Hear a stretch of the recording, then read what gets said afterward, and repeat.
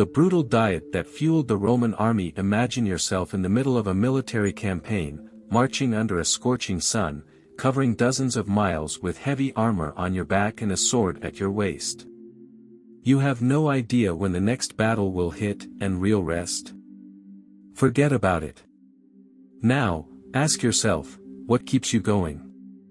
What gives you the strength to push forward without breaking down? For Roman soldiers, the answer was simple: grains. Grains weren't just food, they were survival. The Latin word fermentum referred to the grain supplies that kept the empire running. And we're talking serious numbers. Between 60% to 75% of a soldier's rations came from this staple. Without it, the legions would have collapsed. But here's something few people realize: it wasn't just any grain. Roman soldiers had strict rules. Wheat was the top choice, while barley was the loser's grain. Nobody wanted to eat that. But war doesn't care about preferences. When supplies ran out, the choice was simple: eat barley or starve. This happened when Pompey trapped Caesar's army at Dyrrhachium. Caesar's men had to swallow their pride, along with a lot of barley, because the only other option was starvation. The same thing happened to Octavian's troops in Dalmatia in 34 BC. And here's the worst part: barley wasn't just a last resort, it was a punishment. If a legion unit was punished with fermentum mutatum, soldiers lost all their meat rations and were forced to eat only barley. For a Roman warrior, that was humiliating. Barley was cattle food. It was like saying, you don't deserve to eat like real men. Along with grains, there was another essential food, bucellatum, a rock-hard biscuit made from just flour, salt, and water. If you didn't chew it properly, you could break a tooth. But it had one job: to last. It wouldn't spoil, could survive weeks or even months, and provided a quick energy boost. Before we keep going, make sure to subscribe, hit that like button, and stay tuned. Let's hit that 1,000 subscriber goal together. No meat, no strength now. Picture this: days and days of marching. No meat. No fresh food. Just dry biscuits and a tasteless grain porridge. Can you imagine what that did to the morale of the troops? This extreme diet shaped the most feared army of the ancient world. But could you handle it? Let's talk about meat.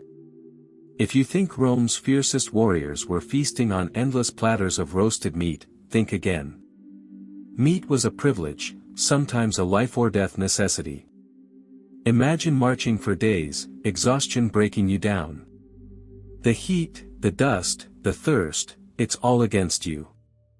And when you finally stop to eat, all you get is a handful of dry grains. No meat. No protein.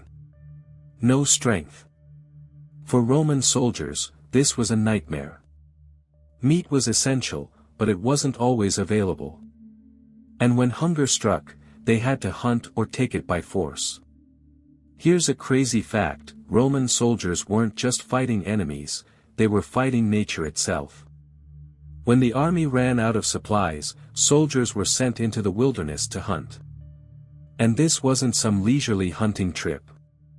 They had to track prey, avoid dangerous animals, and bring back enough meat to feed the whole unit. It wasn't just about survival, it was a test of skill, endurance, and teamwork. Now, imagine this: you're already exhausted, sleep-deprived, and now you have to go hunt, knowing that if you fail, your entire squad might starve. But here's the real kicker. If hunting didn't work out, there was an even darker alternative. The harsh reality of war: when hunting failed, Roman soldiers didn't hesitate to take what they needed. Picture this: a starving army rolls into a village. The locals try to hide their livestock, but it's no use. Soldiers take everything: cows, pigs, whatever they can find, leaving the villagers with nothing. This happened all the time, especially during long campaigns and major battles. The army had to keep moving, and that meant someone else had to suffer. And get this, pork was the soldiers' favorite meat. It was cheap, easy to preserve, and could be cooked in multiple ways: boiled, roasted, made into sausage, ham, or even bacon. Yes, Roman soldiers ate bacon. But if you think they got to eat meat whenever they wanted, hold that thought. The next part of this story is even more brutal. If this is making sense to you, drop a 1 in the comments. If you have a different perspective, drop a 0 and let's talk about it. The darkest secret of Roman warfare: when food supplies ran dangerously low, Roman soldiers had to eat whatever they could find. That meant hunting any animal available: deer, rabbits, even scraps of meat that were usually thrown away. In extreme situations, soldiers would drink weak broths, gnaw on bones, or rely on emergency rations that were practically inedible. Now, ask yourself, could you survive this?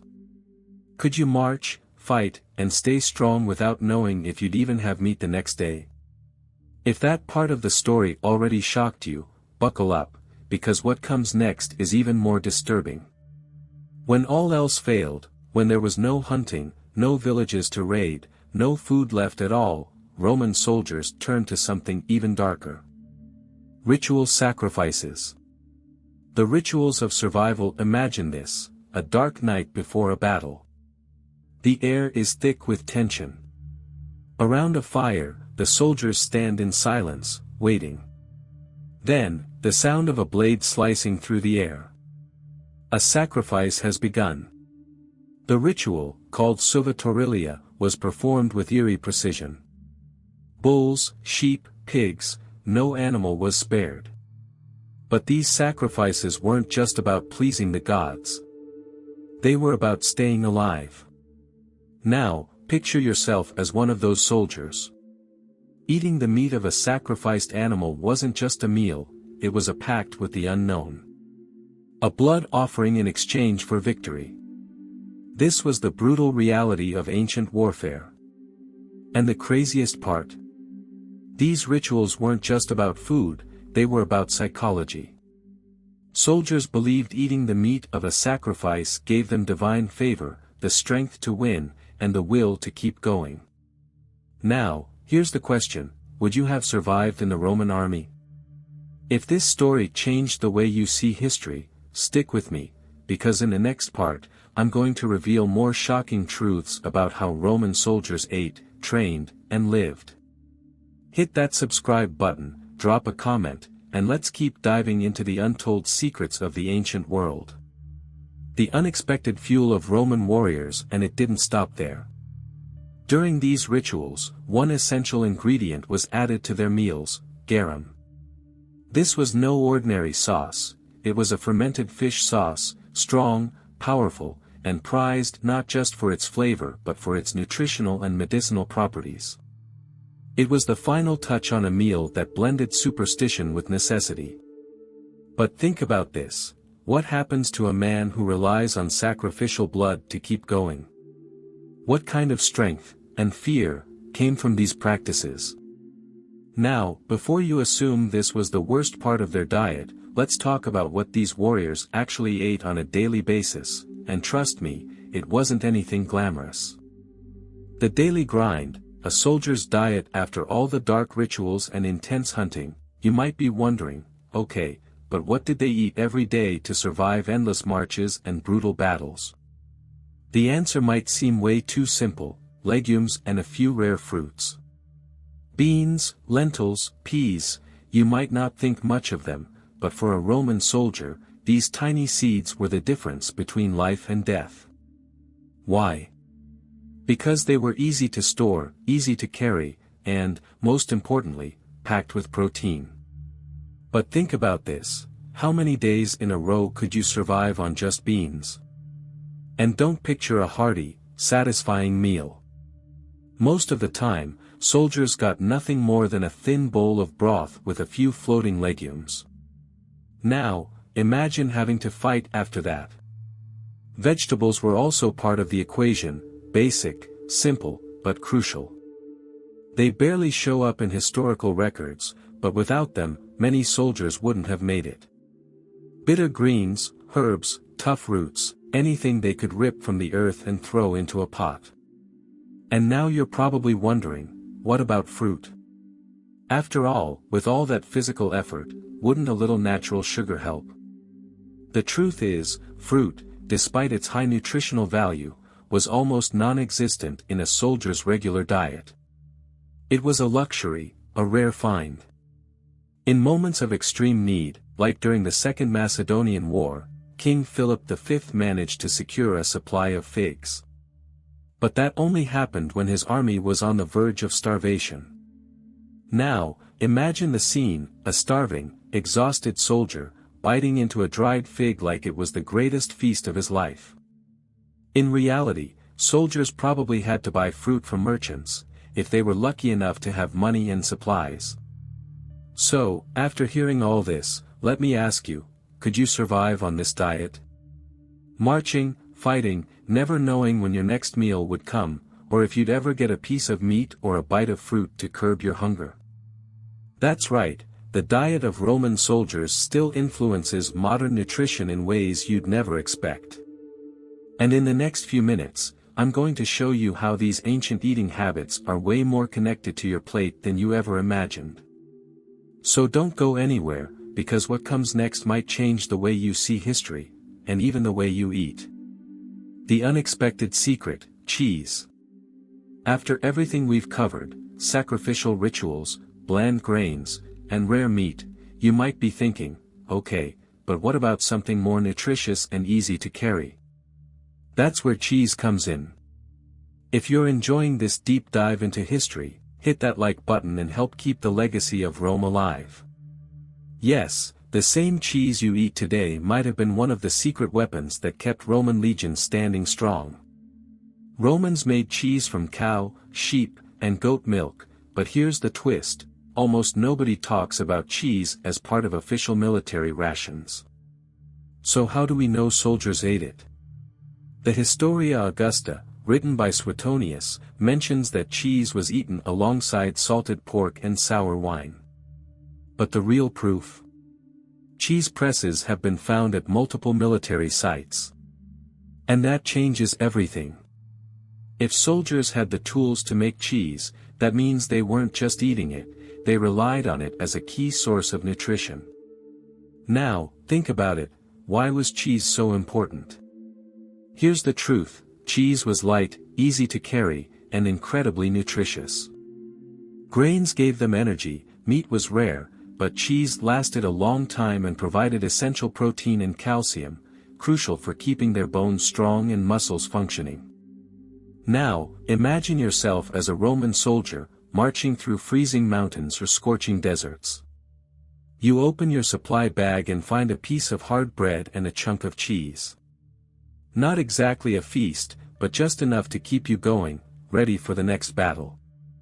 And here's a question no one asks, if cheese was so valuable, why doesn't it get more attention in historical records? The answer? Because cheese was too common to be mentioned. It was an everyday staple, something so reliable that it didn't even need to be written down.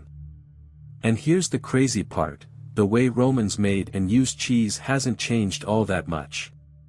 So, next time you grab a piece of cheese, remember, you might just be eating like a Roman soldier. The ancient diet that still shapes how we eat today. From food preservation to protein sources and even the types of milk used, the eating habits of Roman soldiers are still alive in our culture today. You might not realize it, but a lot of the food you eat has a direct connection to what warriors from the past used to survive.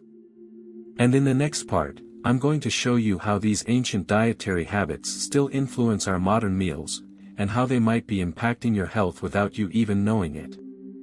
So, keep watching, because what comes next might just change the way you see history, and even what you put on your plate. What did Roman soldiers drink? Now that we've covered what Roman soldiers ate, you're probably wondering, what did they drink to survive brutal battles, exhausting marches, and scorching heat? The answer might seem simple, but it hides a secret that few people know. Every Roman soldier carried his own water skin or a metal canteen. But here's the catch, clean water wasn't always available. Military camps were strategically placed near reliable water sources, but when there were no rivers or fresh springs nearby, soldiers had to go out and find their own supplies. And sometimes, that meant drinking contaminated water. And you know what that means, right? Diseases. Infections. Entire armies wiped out before they even stepped onto the battlefield. Julius Caesar understood this better than anyone. He documented multiple logistical operations for his legions, and one of the most critical tasks was making sure his soldiers had enough clean water. Without it, defeat was guaranteed. But the Romans found a brilliant solution, and this is where the big secret comes in. The power of Posca, Rome's ancient energy drink. Ever heard of Posca? If you think Roman soldiers just drank wine to have a good time, you're wrong. The truth is, wine was diluted with water not just to make it last longer, but to purify it. The result? A sour, acidic drink called Posca. And believe it or not, Roman soldiers loved this stuff. Why? Because Posca didn't just kill bacteria, it gave them energy. Think of it as the Gatorade of the ancient world. The drink was often infused with herbs and spices, providing antioxidants and vitamin C. And if you think Posca was just an afterthought, think again. Soldiers who drank Posca had more endurance, got sick less often, and could march longer without passing out. And here's a fun fact, Rome's elite despised Posca. They considered it a drink for soldiers and slaves, something beneath them. But that didn't matter to the legions. It kept them alive. And if you think Roman soldiers only relied on wine and water, just wait until you see how they managed to keep their food fresh for months on the battlefield. The power of salt and olive oil. Ever wondered how Roman soldiers carried food for long campaigns without everything rotting along the way? Here's the answer. Salt. Salt wasn't just for seasoning, it was one of the most valuable resources in the Roman Empire. The Romans saved lives with salt, using it to preserve meat and other perishable foods. It was the difference between arriving strong at the battlefield or starving to death before even getting there. And then, there was olive oil. This wasn't just a cooking ingredient, it was a key player in food preservation. Here's something most people don't know, ancient records show that the Roman military used olive oil extensively. That tells us something big, Roman soldiers didn't just rely on hunting or raiding villages, they had an organized system to ensure they always had food. And that leads us to another fascinating detail. Soldiers didn't eat alone, they had a strict food system. If you think each Roman soldier ate by himself, think again. The Roman military had an extremely structured food system. The smallest military unit, called a consumerism, was made up of 8 soldiers. They shared the same tent, divided rations, and even cooked together. Yep, you read that right, Roman soldiers cooked their own food.